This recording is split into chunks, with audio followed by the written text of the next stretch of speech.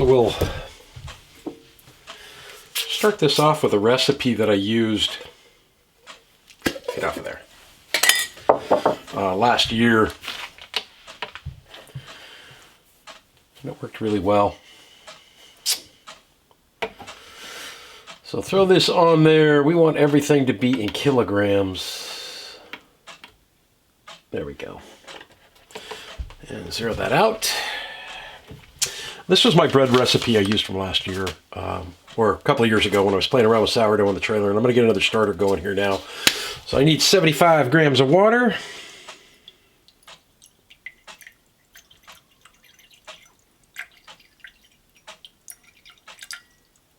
Put it on the noggin. You know what, I'm going to take that up to 80.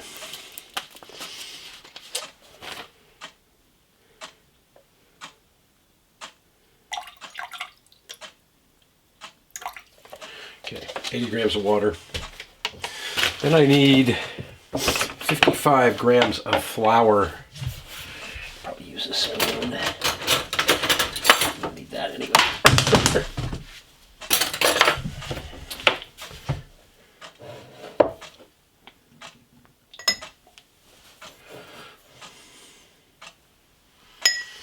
And this takes a couple of days to get going, up to a week, especially as cool as I keep it in the house here.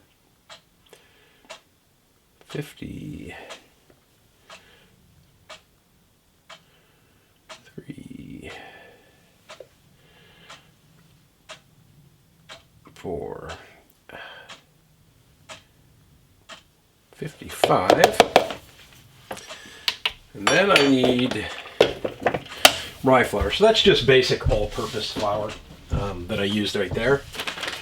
And then this is an organic rye flour. And I need 20 grams of that. The rye flour adds a bunch of enzymes, a bunch of stuff that the starter needs to get going.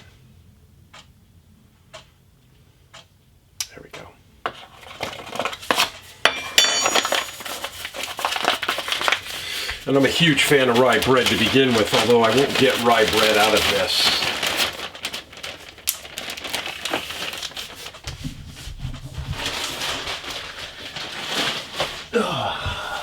Rye bread itself is a pain in the neck to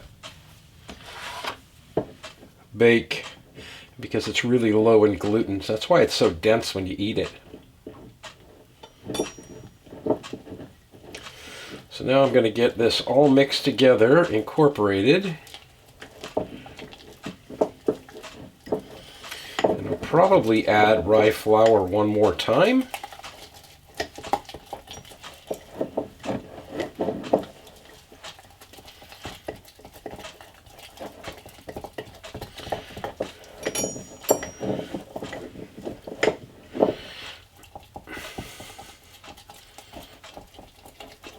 During the feeding, but this is the initial stage. There's a ton of stuff you could do with sourdough. If you have gut issues, and you get really bloated when you eat bread, chances are it's because that bread was not naturally fermented, and the natural fermentation process breaks down a lot of stuff in the bread, including the gluten chains, to a more manageable thing for our system. And it's delicious. That's probably the number one reason to make it, is because it tastes so good. So there we have a starter. Just double check down here at the bottom. I know I just cleaned all that off, but I'm gonna make sure I got it all mixed together.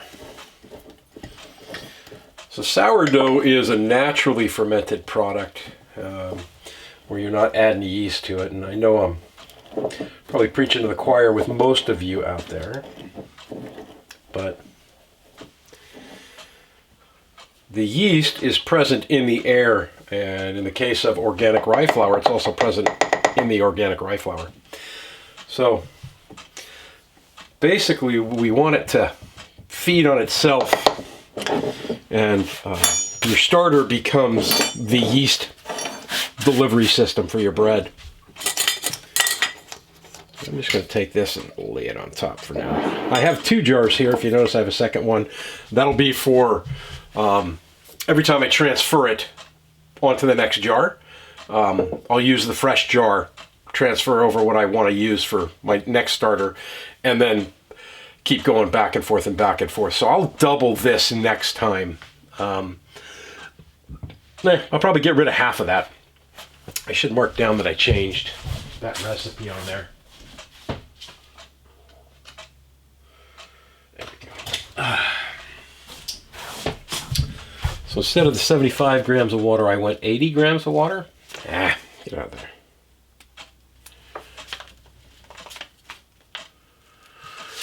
And 20 is 100 and 155. So we got 155. And then I'm going to split that in half. It'd be 75. Let's say we're going to start with 75 grams of starter. I'll discard from that. Sourdough also needs a lot of oxygen and everything to get started, so it's kind of why I mixed that up as strong as I did. We're just going to let it do its thing. We'll see what happens. We'll come back to that one in a later video.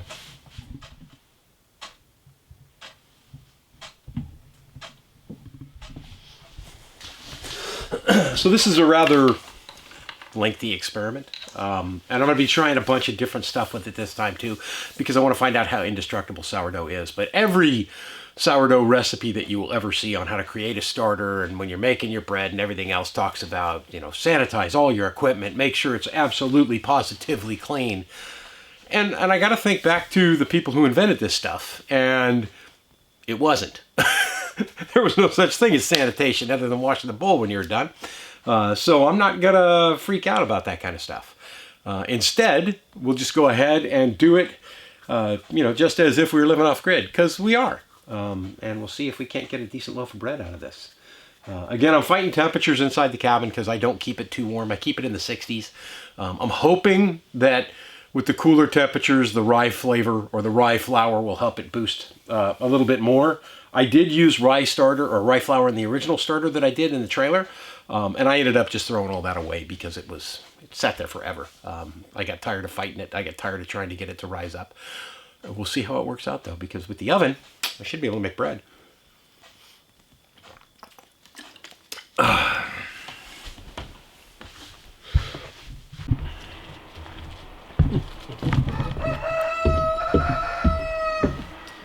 There's a sound we haven't heard in a while.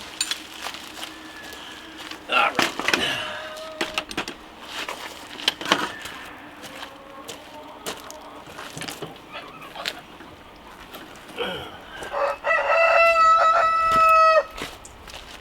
right. So I snapped the shear pin on here last year at the end of winter, or halfway through. I don't know exactly when I did it. And I thought I had the right shear pin, but I don't.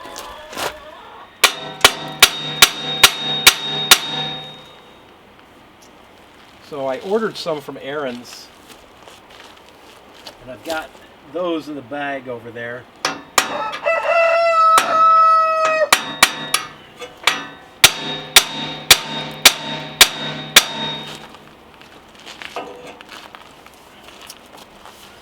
We're going to go ahead and insert some new shear pins in here. These are the right ones. Don't know if you can see here, but I ended up having to drill it out.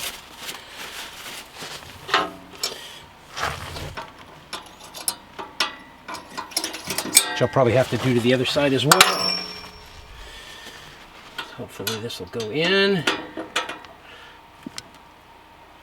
Let's see what we got here. There. Now let's get this where it needs to be.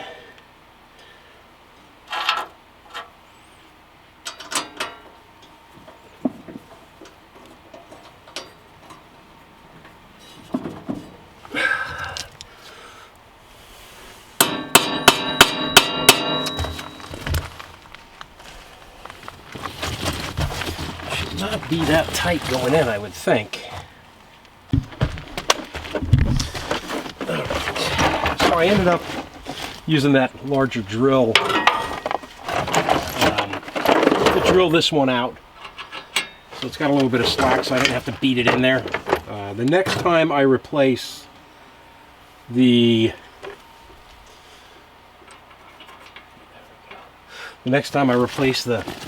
shear pin on this side, I'll do the same thing. I'm not going to take that out right now. We got here, and we got here, and we got here.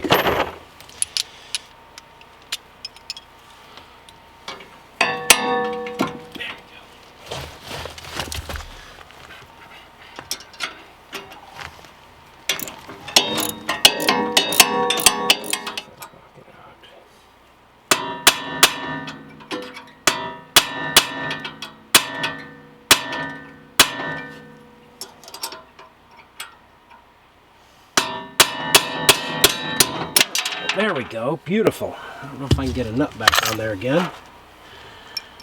Or if I just destroyed that, probably destroyed it. It's gone, it's toast. Okay, so I don't have any oil per se, so I'm using WD-40.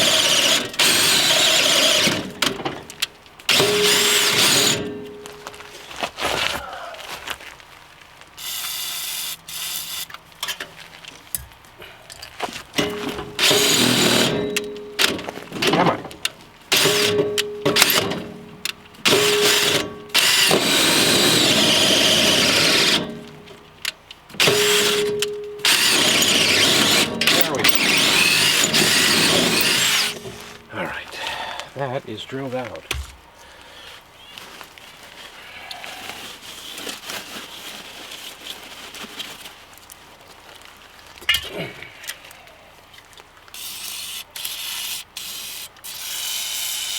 Okay. Well, like I said, these came in... Oh, where'd I put them? Got a bag sitting around here somewhere. Probably put them underneath here. Yeah. These came 3 to a pouch, and then reuse that nut. What I'm doing is I'm alternating, so that's the end, or that's the head of the nut, or the head of the screw, and then I'll put the nut on this side. All right.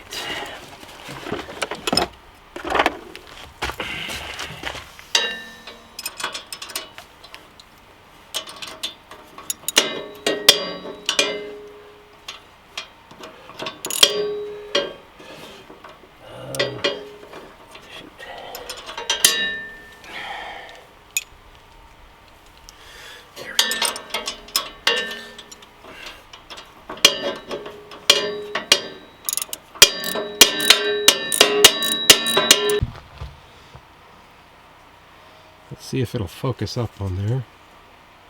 Let's put it back a little. There we go. Okay, so you see the lines here. There's a line here and there's a line down on here.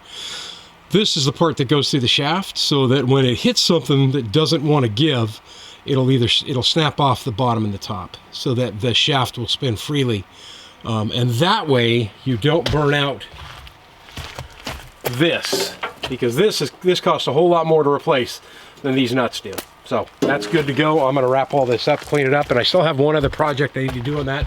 I'll talk about that in a second. Okay, the other issue I had last year was this one, pulling it, and then it didn't want to go back. So Todd says basically all I have to do is put another, I'll let him get done doing what he's going to do. Put another round on the inside of this. Just twist it around one more time, and that'll give the spring enough tension to pull it back. So that's what we're going to do. Take that piece off and see if I can't fix that. All right, took it off. Shorten the cord a little bit, and then tried it back off again and got it back together. But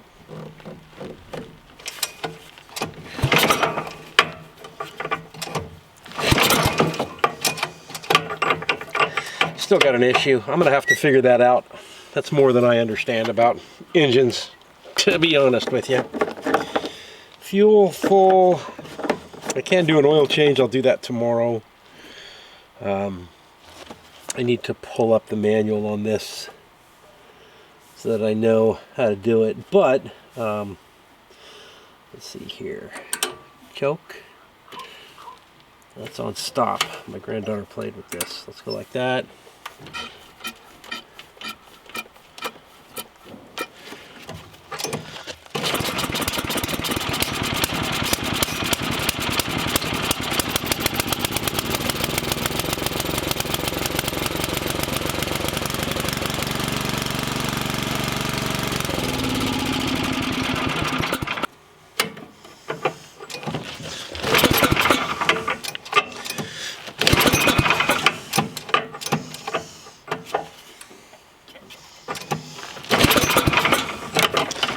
I don't know what that kid touched.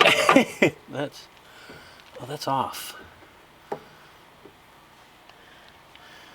should be on.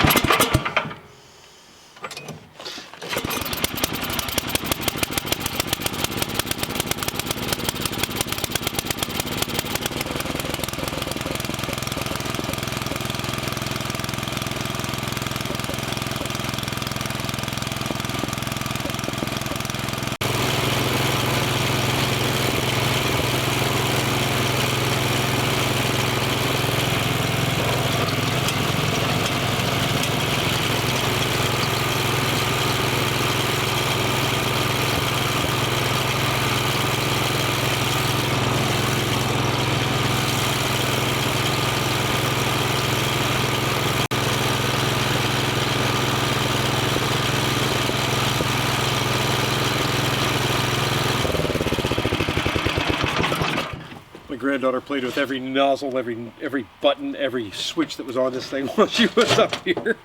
And somehow she had turned the fuel off. So that's why I wasn't getting any pressure when I was pushing the prime button.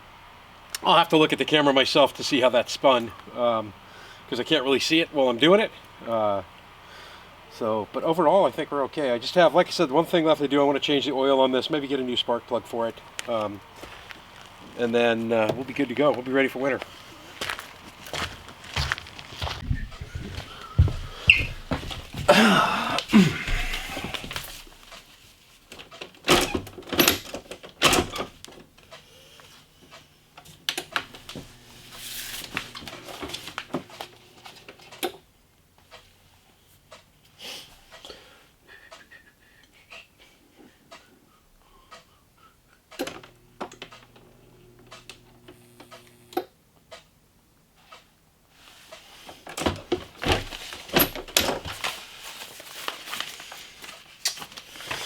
Nice, and then this one, and I'll put it in there.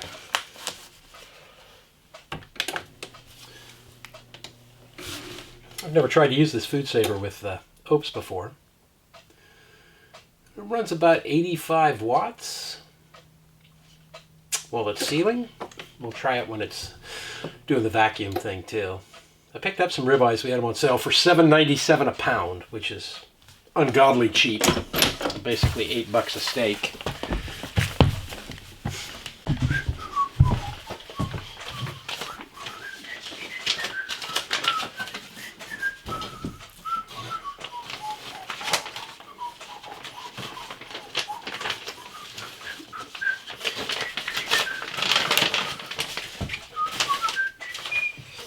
So I'll put 3 of them up and vac pack them, and I'll take them over to Brother Will's this afternoon. Head over and get water, and then one of them will be dinner tonight. 4 steaks, about 50 bucks.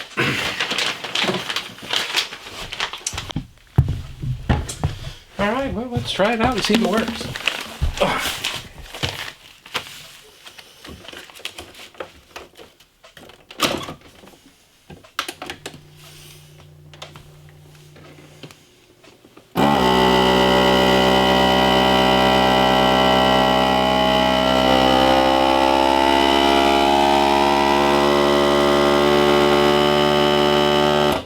It's only 28 watts to do the vacuum. And then back up to about 84 watts for the seal.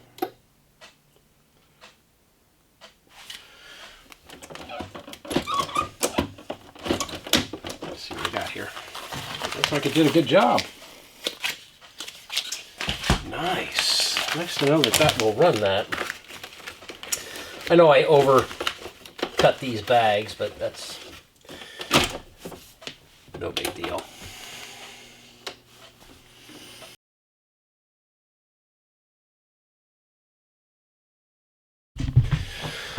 All right, that's the one I'm going to do for dinner tonight. So, go ahead and season it up now with some kosher salt. You'd be pretty liberal with this.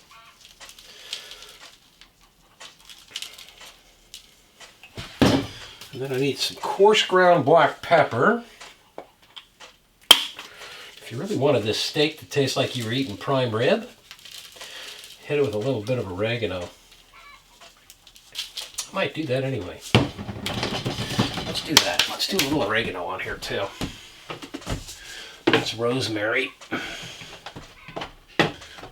Oregano's back here. Yeah, there's oregano leaves.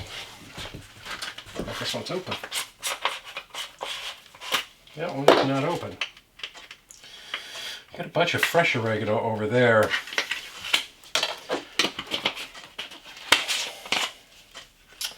So we'll hit it with a little oregano. That is basically the seasoning I use when I cook prime rib right there. Kosher salt, coarse ground black pepper,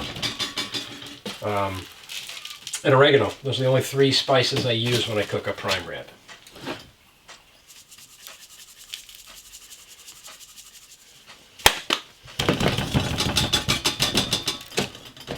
That is going to be delicious, I believe.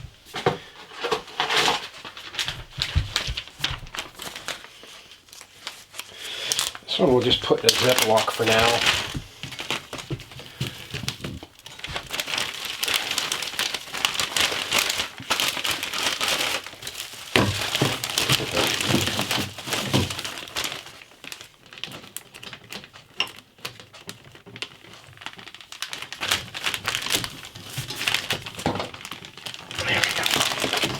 And we're ready to cook that up for dinner tonight. I'm going to put it out in the cooler right now. I don't need it out for a bit. It's still early. Alright. This is basically corn and mealworms. Whole corn, dried black soldier fly larva, and that's pretty much it.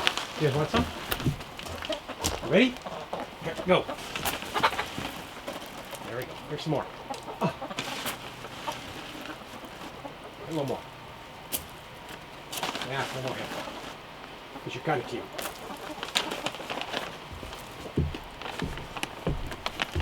A little treat today.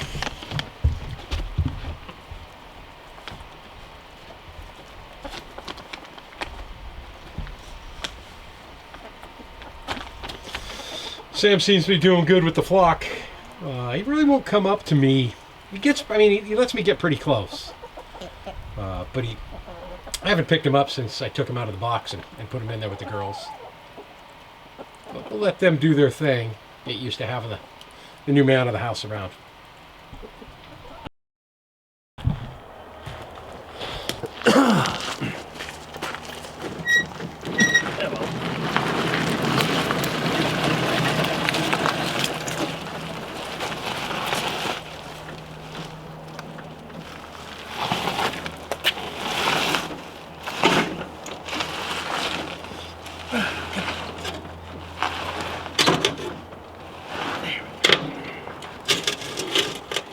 change the oil on this. I picked up a couple of quarts of 530, and the oil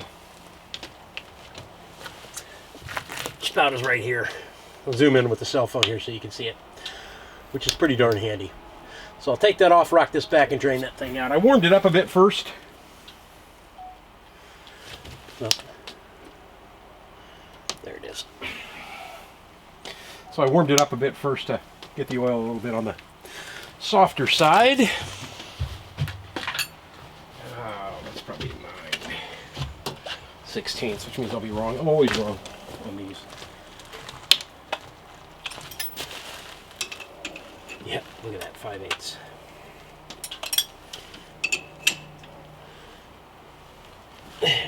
Well, I'm gonna need my pipe wrench.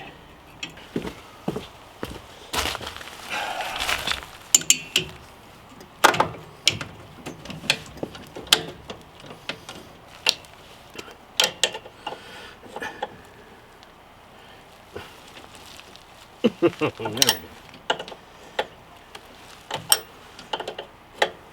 I'm glad I bought 2 different pipe wrenches when I was doing that plumbing.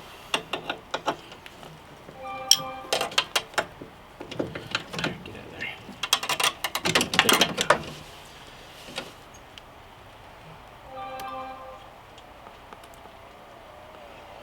All right.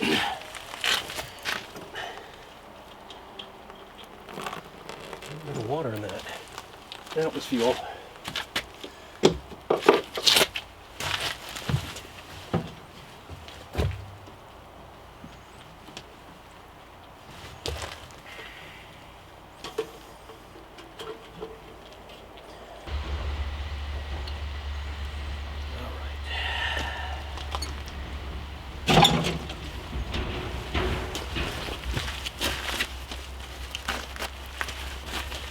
Well, I got even more coming out now that I leveled it back out again.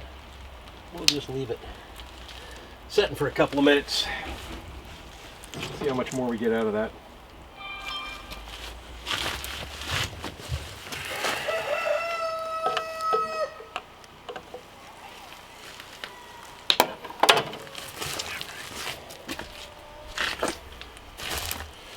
$5W30 motor oil, because I want something with a multi-viscosity when I have to start this thing at 20 below zero.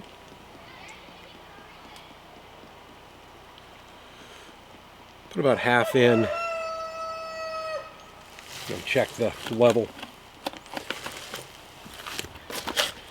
Like I said, I've never had to change this before, and I imagine I could probably look it up online. That'd be too easy, right? It's like asking for directions.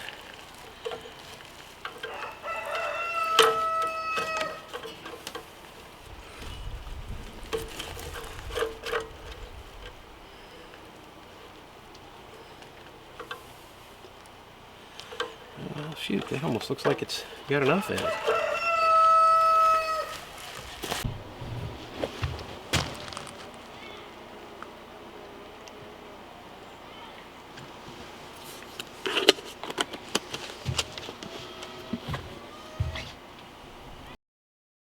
So on the journey that is sourdough, I have done nothing to this at all. I haven't split it. I haven't added fresh flour to it. And you could tell it's already doing its thing, right? And this has been, what, 2 days? This is day number 2 or 3. So tomorrow I will make sure that I go ahead and split that starter and add some fresh flour and give it another feeding. But look at that, fermentation already. Pretty awesome, huh? All right, Sunday night and my big meal of the week. Do something I've done before, but it's so delicious that I just want to do it again. Get a medium-high heat right there, and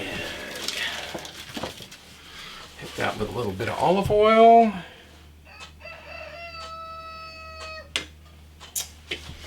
I believe I have an onion around here somewhere. Maybe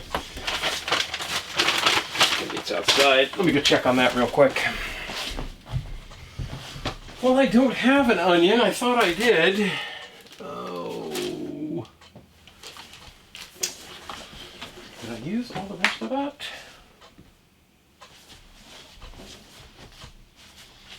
I believe I didn't. No, I didn't. There we go.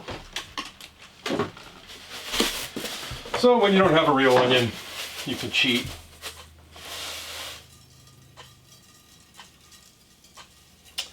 We'll use some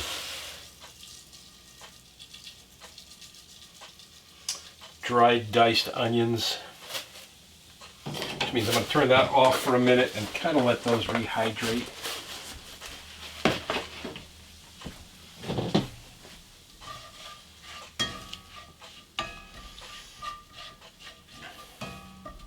That'll work. So I'm going to make a version of shepherd's pie that is going to be very different from what I've made in the past. Mainly because I have some tater tots that I want to get rid of. I bought some the other day because I had the oven and I wanted some tater tots with my steak. I haven't had tater tots in forever.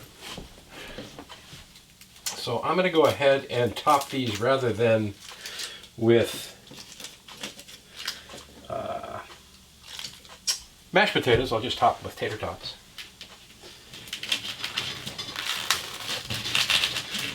What I got here is my regular, I don't know if that's 10-inch cast iron skillet, and then 1.25 pounds. I was looking for just 1 pound of ground beef, but we didn't have any of the fresh stuff there. We had the prepackaged, and this is grass-fed.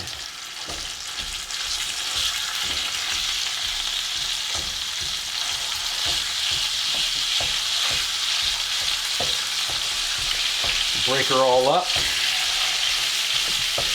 Should turn a light on, huh? That'll make it easier to see.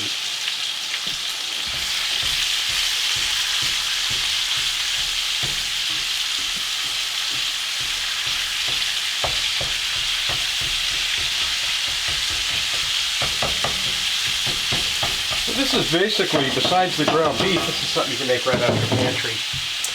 I am going to heat up some water because I need beef broth, but I didn't want to buy beef broth because it was a ridiculous price. And I couldn't see myself spending money on a can of beef broth when I was only going to use a cup out of it, so half a can anyway. So instead I bought these beef bouillon cubes. We'll use that for the beef broth. And I also have some, what I like to call Worcestershire sauce, or Worcestershire sauce. I've got a small one of those.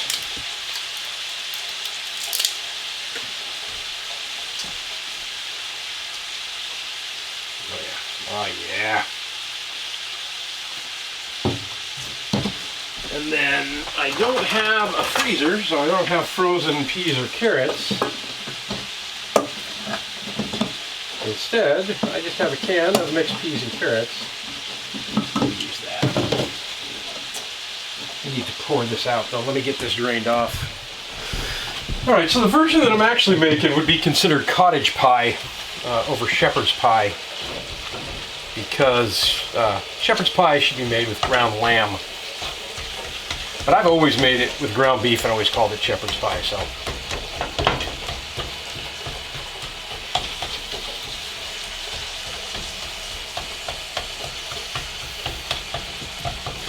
We'll let all this brown up.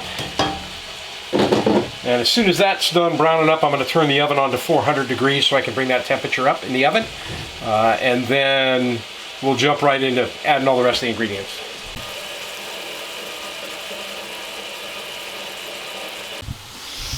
Okay, getting pretty close on there, so I'm going to go ahead and add some salt.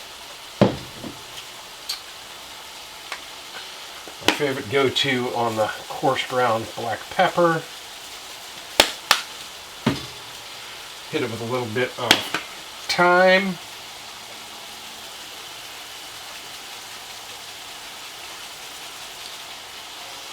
Smells good.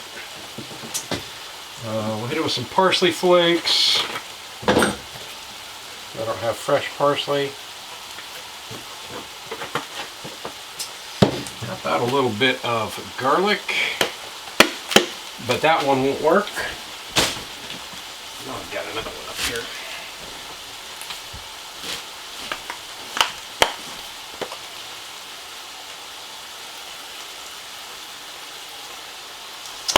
Now that that meat's kind of where it needs to be, let's turn this up to 400. Make sure my rack is in the middle.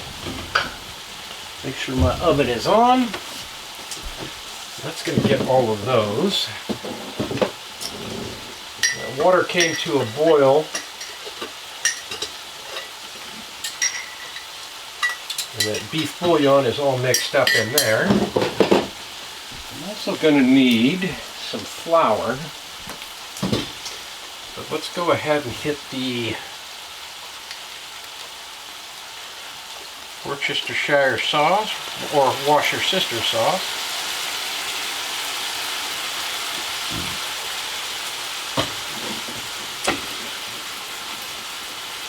Beef bouillon.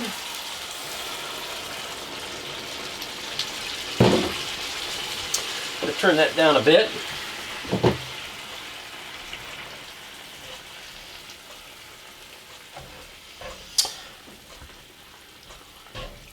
A lot of recipes will call for tomato in here, and if I had some tomato paste that, you know, in the stuff in the tube, I probably would use it. But I don't have any of that right now, so I'm not going to worry about it. We're going to put a couple of tablespoons of flour in here so we can get a nice little gravy going on.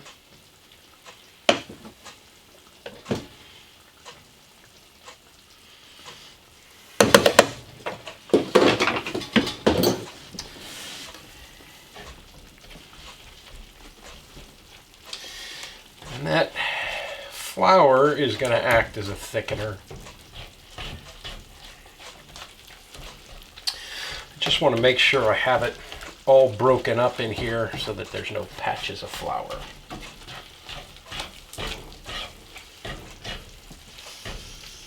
Oh, that smells delicious. I put garlic powder in here instead of minced garlic. I don't want to overpower it with the garlic flavor.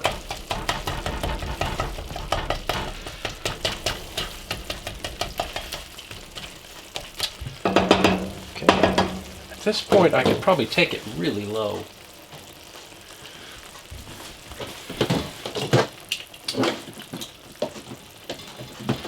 Remember that can of peas and carrots that I drained?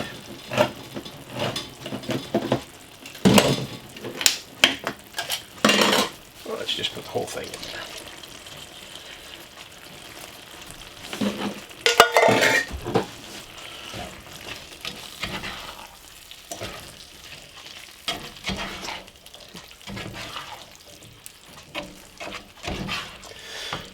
Imagine when this recipe first started, they didn't use frozen peas and carrots. They used,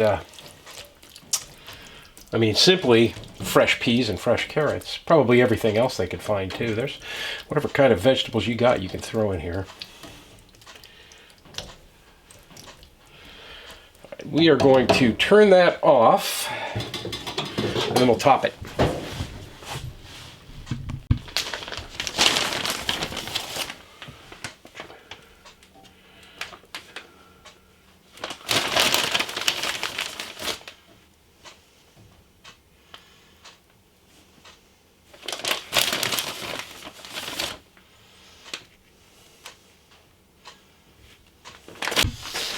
There we go, to the magic of time. And I will top this with cheese. I've got some sharp cheddar cheese in the ice chest out front. I'll go ahead and top it with the sharp cheddar cheese at the end of the bake time. So this is going to bake for 25 minutes at 400 degrees in the oven. It's going to take a little bit to get up there, but most everything is cooked. That baking's just going to meld all those flavors and just make them yummy, yummy, yummy.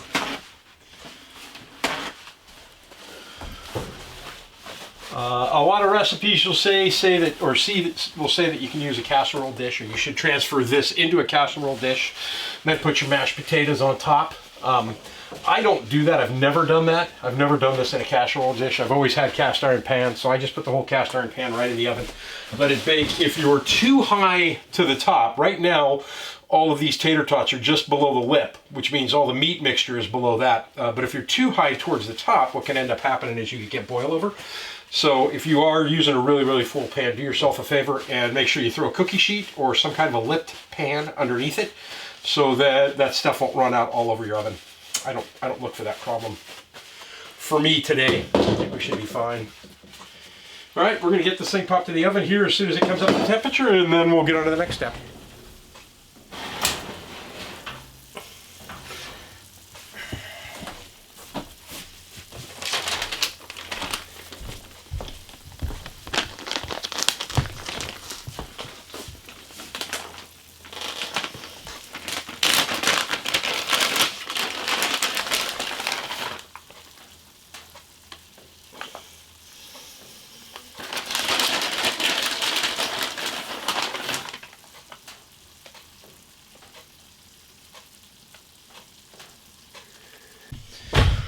Right.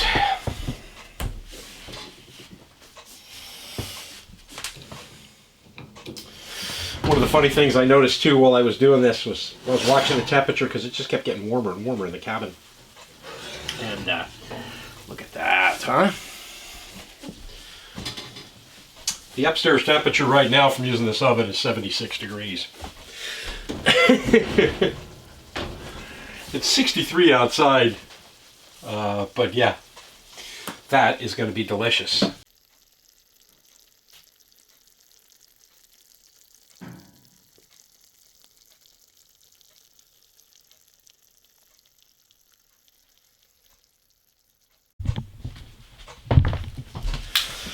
All right, I'm looking forward to dinner. I think we're going to cheat though and use the really nice Alaskan china.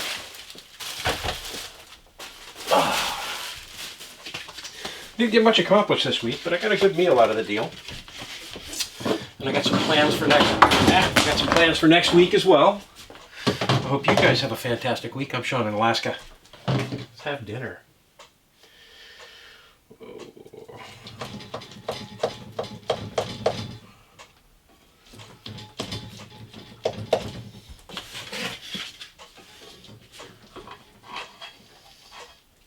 Oh, that's going to be good. You know what would be yummy with this? Chilies. I know it's an Irish dish, but adding some like canned Ortega chilies, kind of diced up, that would be, oh my gosh, scrumptious. I do have some sour cream. I should probably grab that. Ah, that's hot. That's hot. That's hot. I got dinner for 3 days here, tonight, tomorrow, and Tuesday.